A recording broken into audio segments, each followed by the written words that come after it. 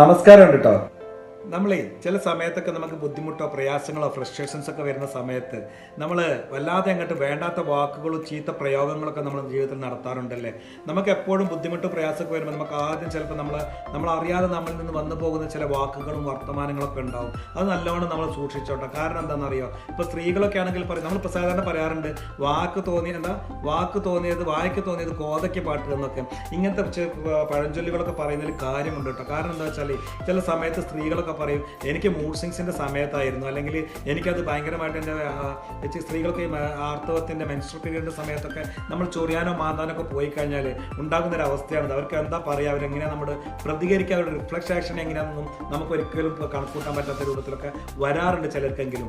അതുപോലെ തന്നെ പുരുഷന്മാർക്ക് ഞാനൊരു കാര്യം പറയാം നിങ്ങളോട്. പുരുഷന്മാർക്കും ജീവിതത്തിൽ മാസത്തിൽ 1-2 പ്രാവശ്യമൊക്കെ മൂഡ് സ്വിങ്സ് വരുന്ന സമയങ്ങൾ ഉണ്ടാവാറുണ്ട് എന്നാണ് പറയുന്നത്. അതുകൊണ്ട് സ്ത്രീകളും മനസ്സിലാക്കുക, പുരുഷന്മാർക്ക് ഇതുപോലത്തെ മൂഡ് സ്വിങ്സ് ഒക്കെ വരാറുണ്ട്. പുരുഷന്മാരോട് എനിക്ക് പറയാനുള്ളത്, നിങ്ങൾക്ക് ഈ മൂഡ് സ്വിങ്സ് വരുന്ന സമയത്ത് ഒരു കാരണവശാലും നിങ്ങൾ വേണ്ടാത്ത വാക്കുകൾ നിങ്ങൾ ഉപയോഗിക്കുകയോ പ്രയോഗിക്കുകയോ ചെയ്യാതിരിക്കുക എന്നുള്ളതാണ്. എങ്ങനെയാണെന്ന് വെച്ചാൽ നമ്മുടെ സബ് കോൺഷ്യസ് മൈൻഡിൽ കയറി കിടക്കുന്ന ചില സംഗതികൾ നമ്മുടെ ബ്രെയിൻ വയർ ചെയ്തിരിക്കുന്നത് അങ്ങനെയാണ്. കാരണം എന്താ വെച്ചാൽ നമ്മൾ എന്താണോ ചെറുപ്പത്തിൽ പഠിച്ചത്, അല്ലെങ്കിൽ കണ്ടത്, അല്ലെങ്കിൽ എങ്ങനെയാണോ ശീലിച്ചത്, അല്ലെങ്കിൽ ഇപ്പം നമ്മൾ റീസെൻ്റ് ആയിട്ട് നമ്മുടെ മനസ്സിൽ എന്താണോ കയറിക്കൂടിയത്, അതെല്ലാം ഇവിടെ ഫീഡ് ചെയ്ത് വെച്ചിരിക്കുന്നത് എന്നുള്ളതാണ്. അത് നമ്മളെടുത്ത് പ്രയോഗിക്കാൻ തുടങ്ങുക ഇതുപോലത്തെ മൂഡ് സ്വിങ്സിൻ്റെ ഒക്കെ സമയത്താണ്. അതുകൊണ്ട് ചില സമയത്ത് നമ്മൾ സംസാരിക്കുന്ന വാക്കുകളൊക്കെ അപ്പുറത്തുള്ള ആളെ എത്രത്തോളം ഹേർട്ട് ചെയ്യുന്നുണ്ടാവും എന്നറിയോ. അങ്ങനെ ഹേർട്ട് ചെയ്യുന്ന ചില സംഗതികളൊക്കെ ഇപ്പോൾ റിപ്പോർട്ട് ചെയ്യുന്നുണ്ട് റീസെൻ്റ്ലി ആയിട്ട്. നമ്മളടുത്ത് വരുന്ന ആളുകളൊക്കെ പറയാറുണ്ട്, അവൻ എന്നെ അങ്ങനെ പറഞ്ഞു, അല്ലെങ്കിൽ അവളെന്താ എന്നെ ഇങ്ങനെ പറഞ്ഞത്, അങ്ങനെ വാക്കൊക്കെ ഉപയോഗിക്കാൻ പാടുണ്ടോ എന്ന്. അപ്പോൾ പറയുമ്പോൾ ഞാനപ്പോൾ ഒരു മൂഡിലായിരുന്നില്ല അങ്ങനെ. പക്ഷേ അത് അവരുടെ ഹേർട്ട് ചെയ്തിട്ട് അവരുടെ മനസ്സിൻ്റെ ഉള്ളിൽ അങ്ങനെ കിടക്കുന്നുണ്ട് എന്നുള്ള.